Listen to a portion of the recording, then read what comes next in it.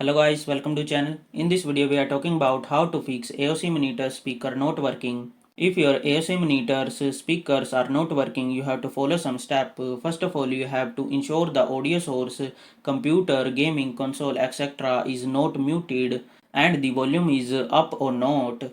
After that, you have to check a cable connection. Make sure the audio cable, HDMI, DisplayPort or audio jack is securely connected to both the monitor and the device. And then on your computer you have to go to settings and select AOC monitor as the default audio output. After that, you have to use the monitor on screen OSD menu to ensure the volume is turned up and not muted. After that, you have to update your audio and display driver on your computer. This will help you to fix the issue. Then you have to test with another device. You have to connect another device to your monitor to see if the issue is with the monitor or the original device. Hopefully this step will help you to fix the issue. Hopefully this video help you to fix AOC monitor speaker not working. Thanks for watching.